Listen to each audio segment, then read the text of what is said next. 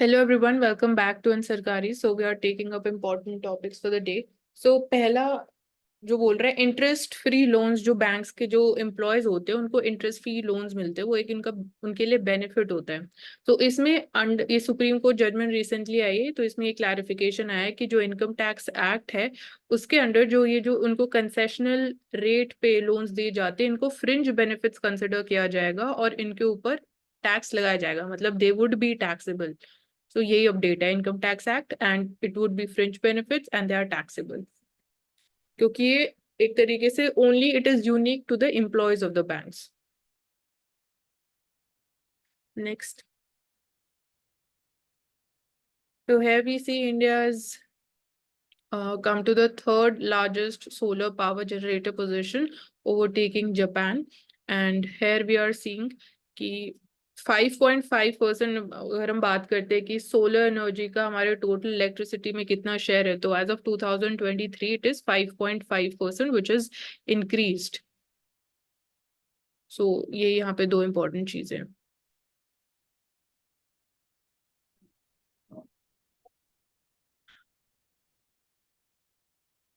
तो यहाँ पे जब हम एक्सपोर्ट या ट्रेड की बात करते हैं specifically with the European Union, so दो एलिमेंट्स है यहाँ पे। तो कॉर्पोरेट सस्टेनेबिलिटी, पहले इन्वायरमेंट सेफ्टी की बात हो रही है, एंड सेकेंडली यहाँ पे एमएसएमईज का जो रोल है उसके ऊपर इम्पैक्ट होगा। तो क्वेश्चन यही उठता है कि जो चेंजेस यूरोपियन यूनियन कर रहा है, how it is going to impact the India's export. जब हमने बात करी थी कार्बन बॉर्डर टैक्स की भी, तो वहां पे भी इन्वायरमेंट वाला एस्पेक्ट आया था। तो मेजरली यही चेंज अभी किया जा रहा है, एंड कौन कौन सी एरियाज पे हम ज्यादा इम्पैक्ट फील कर सकते हैं, तो होगा एक मर्केंडाइज एक्सपोर्ट्स पे, एग्रीकल्चरल सेक्टर के ऊपर हमें इम्पैक्ट देखने को मिल सकता है, बिकॉज जो हमारे एक्सपोर्ट्स हैं उनकी कॉम्पिटिटिवनेस इसके साथ और कम हो सकती है। तो एक तरीके से वी कैन से कि नॉन टैरिफ बैरियर्स जो हैं ये उसका एग्जाम्पल है, and also an example of increasing protectionism. So after new liberalism, तो न्यू लिबरलिज्म में हम बात करते हैं ग्लोबलाइजेशन की, opening up of the economies, making more like promoting more of free trade. तो ये उसका एक तरीके से काउंटर ट्रेंड जो हमें वेस्टर्न कंट्रीज में भी देखने को मिल रहा है, स्पेसिफिकली यूएसए में भी, and now we are seeing it in different forms in case of European Union also. So this can be cited as an example. Next article.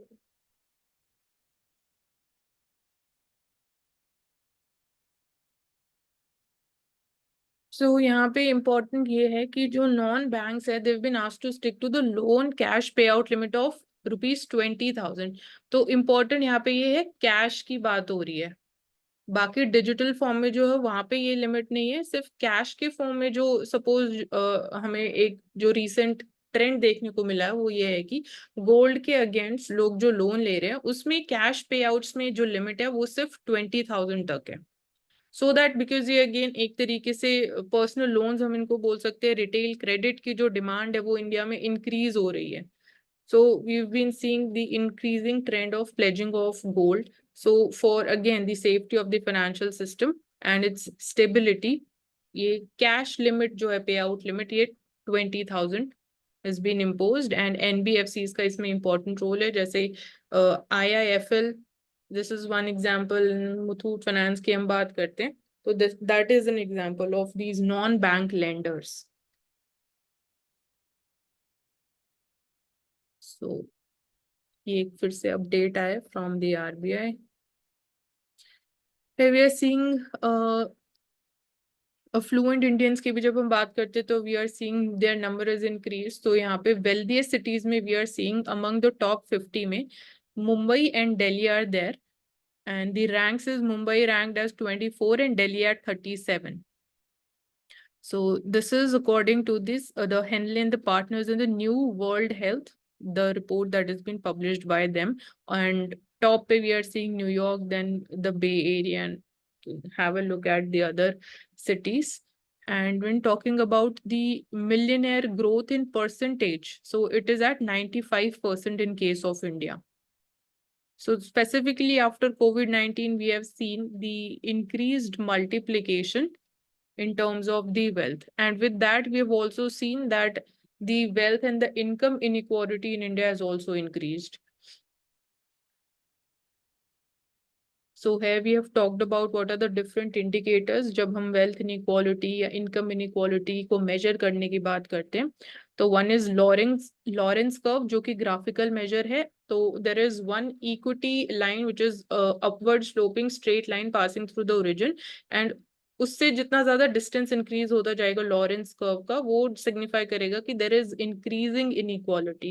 Then we talk about Gini coefficient जो quantitative measure है, and then Kuznets curve की हमने बात करी थी. तो Kuznets curves में जो दो वेरिएबल्स होते हैं वो इकोनॉमिक ग्रोथ और इनकम इनइक्वालिटी, उन दोनों के बीच में वो रिलेशनशिप बताता है Kuznets curve. Okay, next topic. So this is one the most important topic for the day. तो यहाँ पे आरबीआई, अभी ये इम्प्लीमेंट नहीं हुआ है, आरबीआई ने जस्ट प्रपोज किए हैं जो हाईवे सेक्टर या जो इंफ्रास्ट्रक्चरल सेक्टर के लिए लोन्स के लिए जो रूल्स हैं उनको चेंज करने की बात की जा रही है. तो पहला जो एक मेजर चेंज यहाँ प्रपोज किया गया है कि प्रोविजनिंग जो करना पड़ेगा उसमें भी प्रोजेक्ट के लिए डिफरेंट स्टेजेस हैं, उसमें भी डिफरेंट अमाउंट ऑफ प्रोविजनिंग की लिमिट सेट करने की बात की जा रही है और प्रोविजनिंग को इंक्रीज करने की बात की जा रही है. तो प्रोविजनिंग का मतलब, या what do we mean by provisioning? Provisioning is simply कि उतना परसेंटेज जितना आप लोन अमाउंट दे रहे हो उसका एक फिक्स्ड परसेंटेज है जो बैंक्स को अपने पास साइड में रखना पड़ेगा. बैंक्स उसको कैसे भी यूज नहीं कर सकते. तो ये एक तरीके से रिस्क को कम करने का एक मेथड होता है. बट इसका जो नेगेटिव इम्पैक्ट होता है वो है जो it leads to higher cost of borrowing. तो कंसर्न यहाँ पे यही रिफ्लेक्ट किया जा रहा है कि जो प्रोविजनिंग है for the projects specifically construction sector के लिए, अभी currently it is like I think it is 0.6% के अराउंड, 0.4% है प्रोविजनिंग जो कंस्ट्रक्शन सेक्टर के लिए लोन्स दिए जाते हैं. एंड बात की जा रही है कि it needs to be increase to 5%. So this is the propose changes. And जब हम बात करते हैं कैपिटल एक्सपेंडिचर की in the construction sector and the railways, so here we are seeing ki it is more in the infrastructure, the construction sector. So it is rupees 3 trillion in the construction. In railways it is rupees 2.4 trillion. Apart from this, जो ये new guidelines, draft guidelines है, कहाँ कहाँ पे applicable होगी, कौन से sectors हैं? तो एक इंफ्रास्ट्रक्चर है, non infrastructure and commercial real estate. तो ये तीन कैटेगरीज हैं जहाँ पे new guidelines, draft guidelines, they would be applicable. तो जो मैंने बोला कि ओवरऑल प्रोजेक्ट में हमने इसको डिफरेंट स्टेजेस में ब्रेक किया है कि इस स्टेज के लिए इतनी प्रोविजनिंग होनी चाहिए. तो दी स्टेजेस आर, पहला लेंडर्स का जो डिजाइन फेज है वो एक फेज है, कंस्ट्रक्शन फेज है, then commencement phase, commencement of the project, and last is commencement of the commercial operations. तो इनके लिए हमने इसको ब्रेक कर दिया सो दैट अगेन जो इंफ्रास्ट्रक्चर सेक्टर में हमें specifically after the 2008-9 financial crisis हुआ तो उस टाइम पे वी सॉ कि एनपीएस दे सर्ज्ड मैसिवली. तो taking learning from that experience इस ड्राफ्ट गाइडलाइंस को आरबीआई इंट्रोड्यूस करने की बात कर रहे हैं. And also when we are talking about different PPP models, तो ये सिर्फ HAB which is HA model, sorry, hybrid annuity model में एप्लीकेबल होगा and build operate transfer model में एप्लीकेबल होगा. एंड राइट नाउ इंडिया में अगर हम बात करते हैं कौन से प्रोजेक्ट्स, टाइप ऑफ प्रोजेक्ट्स ज्यादा हैं, एचएएम की बीओटी, तो इट इज एचएएम में we are seeing around 30% of the highways projects जो हैं 30% are HAM. And we have a target कि बीओटी के जो टाइप ऑफ प्रोजेक्ट्स है उसको 10% एटलीस्ट जो शेयर है वहां तक हमें लेके जाना है. अभी वो 10% भी नहीं है. तो बीओटी हमारे लिए इम्पोर्टेंट क्यों है? बिकॉज जब हम बात करते हैं रिवाइविंग दी इन्वेस्टमेंट और एक्सपेंडिचर फ्रॉम प्राइवेट सेक्टर, तो वो बीओटी मॉडल के थ्रू हम उसको इंक्रीज करना चाहते हैं. क्योंकि यहाँ पे अभी हम आगे कंपेयर करेंगे एचए मॉडल और BOT model. And with this increase provisioning इसके और क्या इम्पैक्ट हो सकते हैं? एक तो देखा बोरोइंग कॉस्ट इंक्रीज होगी. सेकेंडली वील ऑल्सो सी कि जो एनएचएआई है, जो उनका शेयर ऑफ टोटल रेवेन्यू है वो भी कम होगा क्योंकि प्रोजेक्ट कॉस्ट इंक्रीज हो रही है. तो उनका share of revenue would decline. And there is one more third type of PPP model which is the engineering procurement construction EPC model. तो जो ये चेंज प्रपोज किया जा रहा है उसका इतना ज्यादा इम्पैक्ट ईपीसी मॉडल पे नहीं होगा. जैसे मैंने बोला कि मेजरली दो मॉडल्स के लिए ये एप्लीकेबल है. एंड रेलवेज में भी, क्योंकि ओवरऑल हम देख रहे हैं इंफ्रास्ट्रक्चर प्रोजेक्ट्स की यहाँ बात की जा रही है, तो रेलवेज के ऊपर भी इतना इम्पैक्ट नहीं होगा, क्योंकि रेलवे सेक्टर में हम जो देखते हैं ज्यादा major types of EPC model ही वर्क करते हैं, तो वहां पे इसका इतना इम्पैक्ट नहीं हो सकता है। एंड एक और यहाँ पे कंडीशन सेट करने की बात की जा रही है कि जो ऑपरेशनल फेज के लिए प्रोविजनिंग डिसाइड होगी उसका परसेंटेज अभी 2.5% है, उसको जो डेवलपर्स हैं उसको 1% तक रिड्यूस कर सकते हैं, given that they are satisfying two conditions. One is the that there should be a positive net operating cash flow with them, and secondly जो उनका लॉन्ग टर्म डेट है प्रोजेक्ट का, that should have declined by at least 20%। So ये दो conditions हैं। And HAM model और जब हम BOT मॉडल को कंपेयर करने की बात करते हैं तो HAM में वी सी 40% और जो कॉस्ट है that is paid by the NHAI at the construction cost, और जो बाकी 60% है that is contributed by the concessionaire.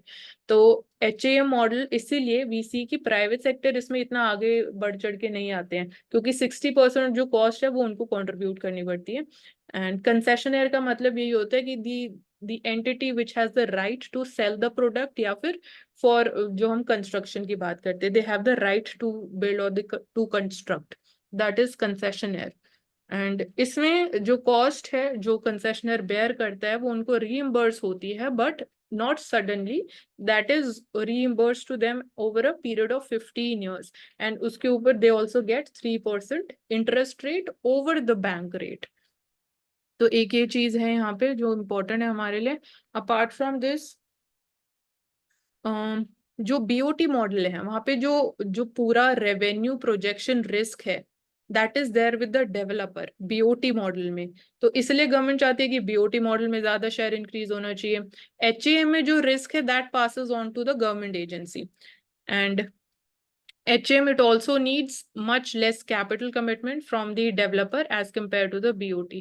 तो ये डिफरेंट कंडीशंस और मिक्स्ड एडवांटेजेस हैं, तो गवर्नमेंट और प्राइवेट सेक्टर एक तरीके से यहाँ पे the tussle goes on. And apart from this we also see कि शेयर ऑफ NPAs जो ग्रॉस NPA रेशियो है वो उसका अगर हम डिक्लाइन की बात करते हैं तो वी सी की दी रेट जो है 3.9% था मार्च 2023 में, now it has decline to 3.2% as of सितंबर 2023। तो this is according to RBI's trend and progress of banking report, so we need to remember the name of this report as well. And एक keyword जो है mention है twin balance sheet advantage, पहले हम इसको problem बोलते थे, now since we are seeing कि gross NPA ratio has been declining, so it is turning out as an advantage, as in we can say strength of the Indian economy। so twin balance sheet, तो यहाँ कौन सी दो balance sheet की बात हो रही है, one is the bank's balance sheet, so that is strengthening, and secondly the corporate balance sheet, so now that is turning out to be an advantage because of its good state and strengthening of its we can say the financial position। apart from this यहाँ पे आप देखोगे कि tyre 1 capital की भी बात की जा रही है, तो यहाँ पे हम बात करें टायर 1 एंड टायर 2 कैपिटल होता क्या है, तो टायर 1 कैपिटल को we also call it as the core capital. तो कोर कैपिटल मतलब कि जो बैंक की स्ट्रेंथ अगर हमें डिटरमाइन करनी है तो that we get to know through कि बैंक का टायर 1 कैपिटल अमाउंट कितना वो मेंटेन कर रहे हैं, this is also used by the regulator to again assess their the strength, and it is used tier 1 capital जो है जो बैंक्स के डेली फंक्शंस को फुलफिल करने के लिए यूज किया जाता है वो है tier 1 capital. This is more liquid compare to tier 2 capital, and this can immediately absorb the losses without affecting the bank's operations। so because ये ज्यादा liquid है इसीलिए crisis condition में हम चाहते हैं कि बैंक के पास जो उनका टायर 1 कैपिटल है वो ज्यादा होना चाहिए, जो एडिक्वेट अमाउंट है उतना उनको मेंटेन करना इंपॉर्टेंट है। तो इसलिए हम CAR रेशियो की भी बात करते हैं, उसमें भी टायर 1 कैपिटल एक उसका कंपोनेंट होता है। एंड जो सब कंपोनेंट्स की हम बात करें टायर 1 कैपिटल में, व्हाट कॉन्स्टिट्यूट्स टायर 1 कैपिटल, तो it is retained earnings of the banks, share holder equity is there, disclosed reserves and the common stock which is there. And tier 2 capital इसको हम बोलते हैं कि ये सप्लीमेंट्री कैपिटल है जो बैंक्स के पास होता है, this is less secure and it is generally quantity terms में टायर 1 कैपिटल से कम लेवल पे मेंटेन करना होता है, and it is harder to liquidate. तो इसलिए जैसे मैंने बोला कि इमीडिएट अब्सॉर्ब द लॉसेस में टायर 1 कैपिटल हमें काम आता है। तो ये यहाँ पे इम्पोर्टेंट कीवर्ड्स और जो पॉइंट्स हम कवर कर सकते हैं। नेक्स्ट टॉपिक पे कैन मूव फॉरवर्ड। सो ये मैंने डिस्कस कर लिया डिटेल में, दोनों articles they are Yeah, same. the couple of articles were very good. For example, this hybrid annuity model and BOT. So it was a quick and insightful discussion. So let's move on with the rest of the topics in a smart and effective way. Let's do it.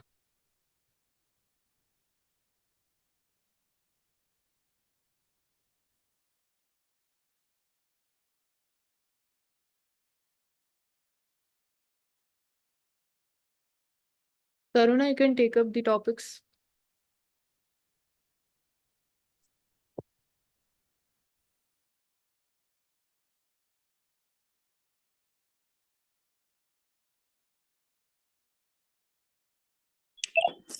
So next is India and Nepal border issue. India और Nepal border issue में specifically ये बात हो रही है, यहाँ पे 100 rupees का नोट इशू किया है नेपाल ने, जिसमें जो टेरिटरी दिखाई गई है कुछ कुछ पार्ट इंडिया का भी लिया गया है। तो उसी के ऊपर जिसमें लिपुलेख एरिया आ जाता है, काला पानी एरिया आ जाता है, जो कि इंडिया क्लेम करता है कि इंडिया के पिथौरगढ़ डिस्ट्रिक्ट में है, बट नेपाल उसको क्लेम करता है। तो उत्तराखंड में ये जो बॉर्डर एरिया है इनके ऊपर डिस्प्यूट होता है। पहले भी अगर बात करें तो नेपाल ने जो पॉलिटिकल मैप अपनी कंट्री का इशू किया था उसमें इन एरियाज को उसने अपने बॉर्डर में कंसिडर किया था। सो यहाँ पे क्वेश्चन होता है कि कैसे इस डिसएग्रीमेंट जो है, हिस्टोरिकल डिसएग्रीमेंट है इन कुछ कुछ टेरिटरीज को लेके, उसके साथ उसको कैसे रिजॉल्व करना चाहिए? क्या पॉलिटिकल तरीके से रिजॉल्व करना चाहिए या फिर मिलिट्री स्टैंड पॉइंट से एंगेजमेंट्स हमारे होने चाहिए?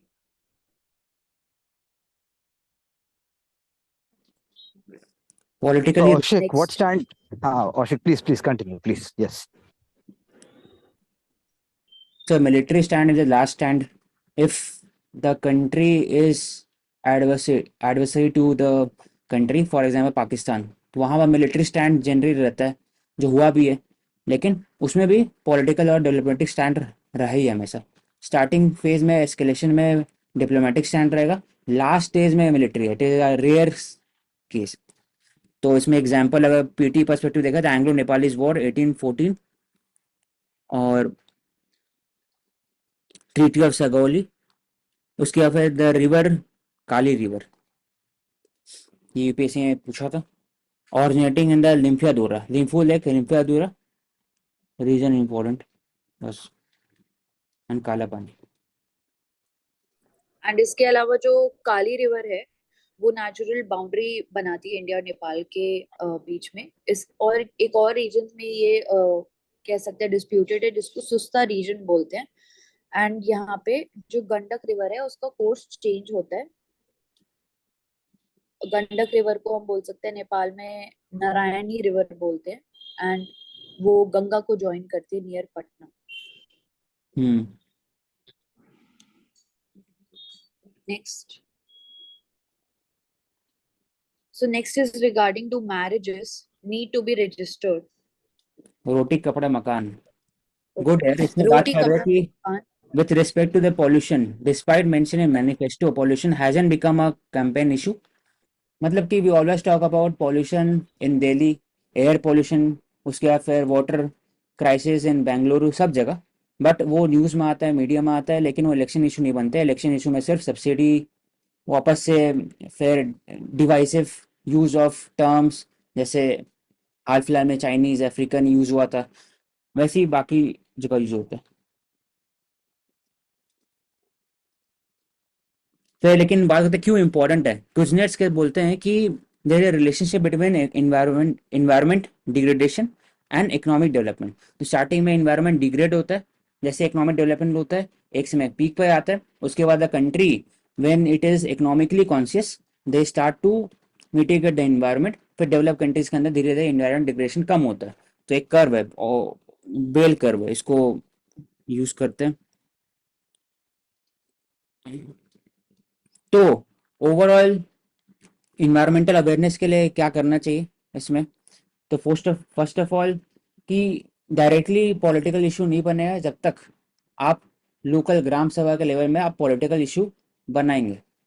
तो कब स्टार्ट होता है? तो जब आप ग्राम सभा को ऑटोनॉमी देंगे with regarding to construction of the tanks, फिर लेक्स, या फिर small ponds for conservation of forest, urban forestry तो उसमें लोकल बॉडी का रोल होना चाहिए, या फिर एग्रो फॉरेस्ट्री में पंचायत का रोल होना चाहिए। वहीं से फिर धीरे धीरे पर्कुलेट होगा ऊपर की तरफ में।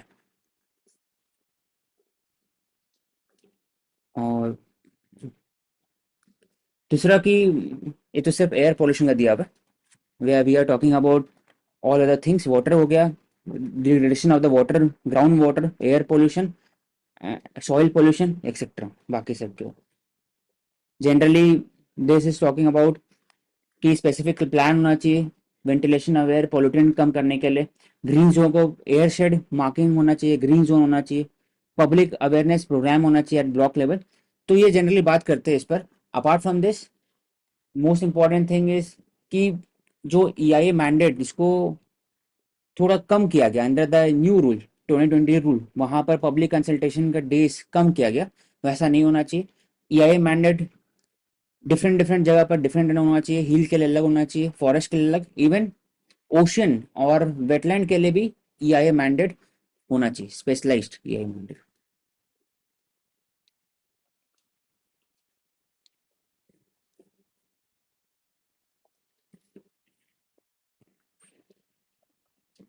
Next Next is, do marriages need to be registered, and what happens when they're not? What happens if they aren't?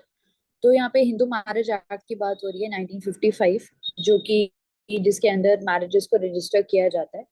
And कोई केस है यहाँ पे जिसमें उस कपल के अकॉर्डिंग वो रजिस्टर्ड थे but they were not registered as a married couple. तो सोलमनाइज्ड मैरिज क्या होती है? ऐसी मैरिज जिसमें बेसिकली आप जो ऑफिशियल मैरिज सेरेमनी है, सारे रिचुअल्स हैं, वो परफॉर्म कर रहे हैं। एंड ये परफॉर्म करने के बाद जब आप जाके रजिस्टर करते हैं अपनी मैरिज को, तो वो रजिस्टर्ड मैरिज बन जाती है। बट यहाँ पे वही बात हो रही है कि क्या आपकी जो मैरिज है, अगर वो रजिस्टर्ड नहीं है तो उसकी क्या वैलिडिटी होगी? सेक्शन 8 एंड सेक्शन 7 की बात हो रही है यहाँ पे हिंदू मैरिज एक्ट के अंदर।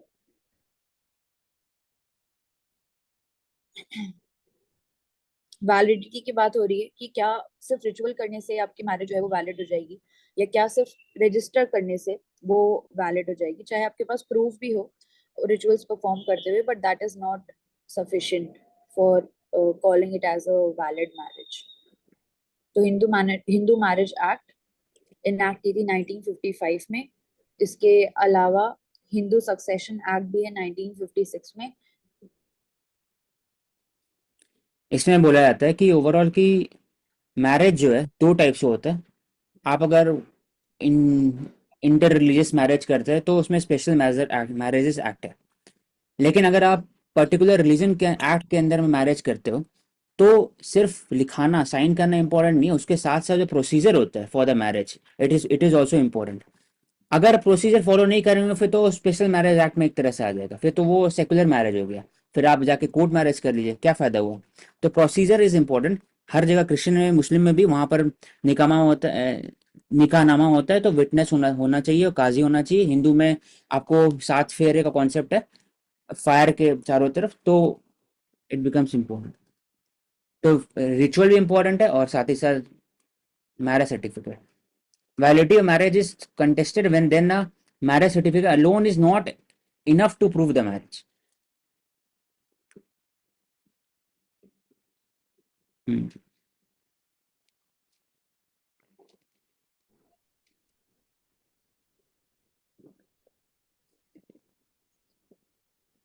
नेक्स्ट, इसमें सही बात है कि अगर कोई वैलिड मैरिज एज पर रिचुअल माइट बी की इंटरमाइनिंग, मतलब कि कोई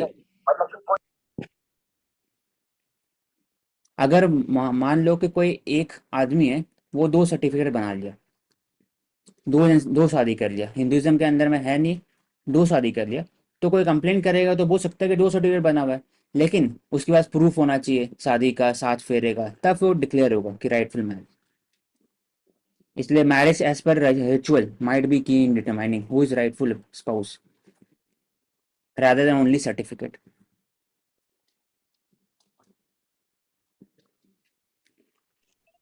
नेक्स्ट है, why Vietnam wants US to change its non-market economy status. तो जो वियतनाम है basically one of the top trading partners की तरह इमर्ज हुआ है ऑफ द यूएस, तो जिसमें चाइना का एक्सपैंडिंग रोल था साउथ ईस्ट एशियन रीजन्स के अंदर, उसको कंपटीशन दे रहा है ये। एंड नॉन मार्केट इकोनॉमी जो है वो यूएस डेजिग्नेट करता है। उसके कुछ कुछ क्राइटेरिया होते हैं। पहला तो कि जो एफडीआई इनफ्लो है वो इजी होना चाहिए। इसके अलावा करेंसी है कंट्री की कन्वर्टेबल होनी चाहिए। जो वेज रेट है it has to be determined by free bargaining between the labour and the जो भी मार्केट है मैनेजमेंट है। ह्यूमन राइट्स का होना इंपॉर्टेंट है। इसके अलावा स्टेट का कंट्रोल होना चाहिए, जैसे कि प्लांट्स है, मशीनरी है, प्राइसेस कितना होगा उसके ओनरशिप के ऊपर। तो ये कुछ क्राइटेरिया होते हैं जिसके ऊपर यूएस डेजिग्नेट करता है। एंड यहाँ पे आप एक बार एक्सप्लेन कर दो कि नॉन मार्केट इकोनॉमी होती क्या है। तो नॉन मार्केट इकोनॉमी, इसमें नाम से we can derive non market economy, मतलब everything in the economy right from the wages rate, currency convertible currency, joint venture, forest investment, सब चीज मार्केट ड्रिवन नहीं होगा, तभी नॉन मार्केट है। हर बात स्टेट डिसाइड करने तो वियतनाम कम्युनिस्ट पार्टी वहां पर है, एक one of the political party है जो गवर्नमेंट में है इतने सालों से। तो वियतनाम बोलना चाह रहे हैं कि if Vietnam wants to increase its export और becomes a important partner in China plus one strategy, तो वो जो कंट्री उनके ऊपर जो थप्पा लगा हुआ है नॉन मार्केट का वो हटना चाहिए, मार्केट इकोनॉमी होना चाहिए। तभी जाकर क्या होगा, उनका जो एक्सपोर्ट है वो बढ़ेगा और जो यूएस लेड जो इम्पोर्ट ड्यूटी सैंक्शन करते हैं वो कम होगा। तो जो मार्केट ड्रिवन मतलब कि current currency is convertible according to the market rate, wages rate determined, freely bargain between the labour management, FDI investment allowed है। तो ये मार्केट इकोनॉमी का एग्जांपल, तो इसकी बात कर रहे हैं। Level of anti dumping duty is determined by relying on third country, अगर वो मार्केट इकोनॉमी है कि नहीं। अगर मार्केट इकोनॉमी हो जाएंगे तो उसके बाद फिर it will get rid of anti-dumping duties, making its product more competitive in US market.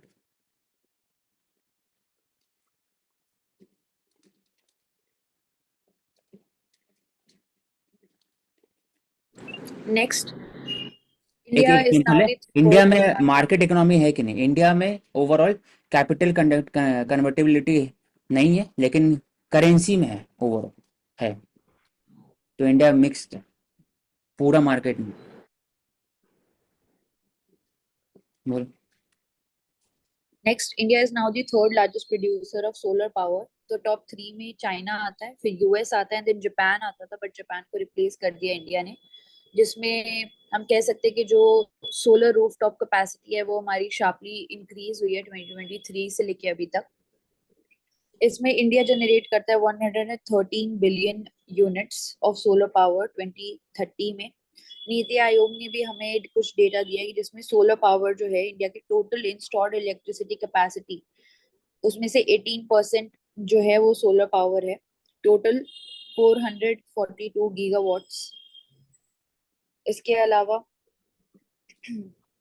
Renewable energy का जो बेसिकली कह सकते हैं हम पार्ट है वो 19% है ग्लोबल इलेक्ट्रिसिटी में।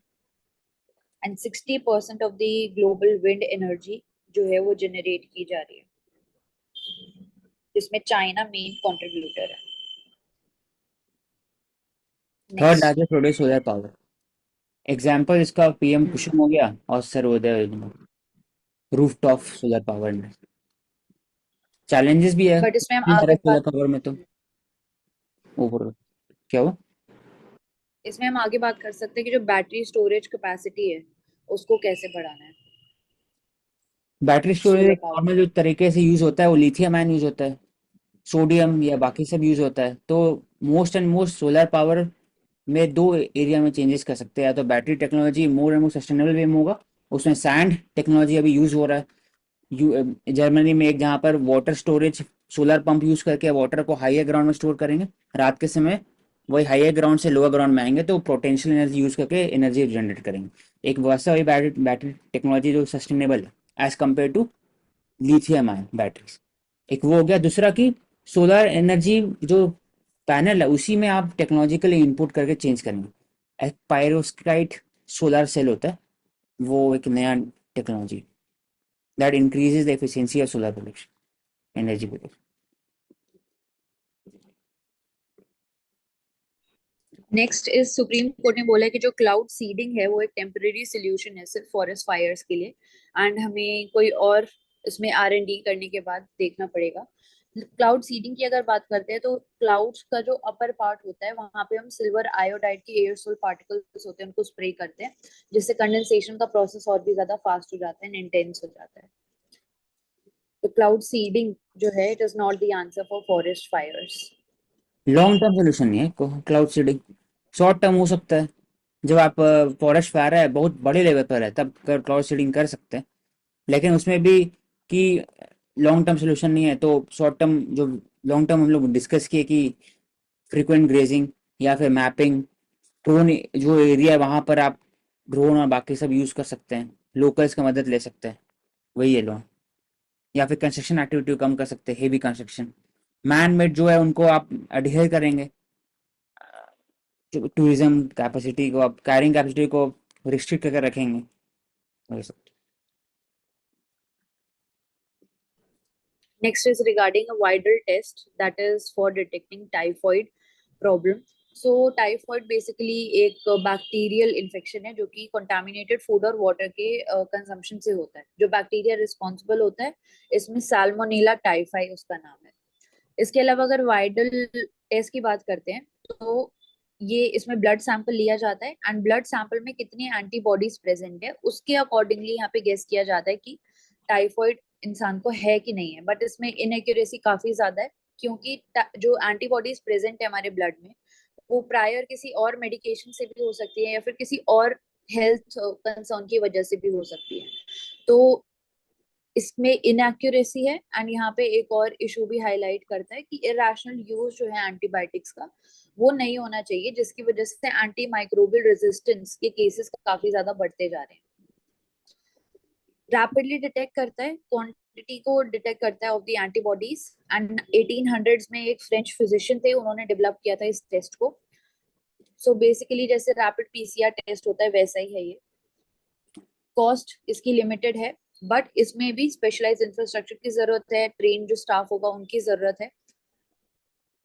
90 lakh people they are diagnosed worldwide with typhoid every year and 90 lakh में से 1.1 lakh people die every year because of typhoid। तो यहाँ पे हेल्थ सेक्टर में हम बात करें हब एंड स्पोक मॉडल की, जिसमें टाइफॉइड के केसेस में हम इम्प्लीमेंट कर सकते हैं। सैंपल्स को कलेक्ट किया जाएगा पेरीफेरी से या फिर जो भी हमारा इन कैंप्स हैं डिस्ट्रिक्ट हॉस्पिटल्स है वहां से। फिर मेडिकल कॉलेजेस जो हैं उनको हब्स की तरह यूज किया जाएगा जहाँ पे सैंपल्स को प्रोसेस किया जाएगा। ये जो फैसिलिटीज है आगे जाके रिसर्च सेंटर्स की तरह भी काम कर सकती हैं।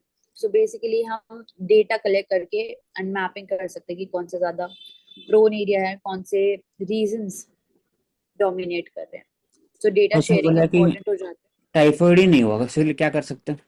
तो ओवरऑल इसमें सेफ्टी फूड FSI का रोल है इसमें, और दूसरा कि वाटर सैनिटेशन और लोकल एनवायरनमेंट, वहाँ पर सैनिटेशन अगर रहेगा तो टाइफॉइड के चांसेस कम हो जाए।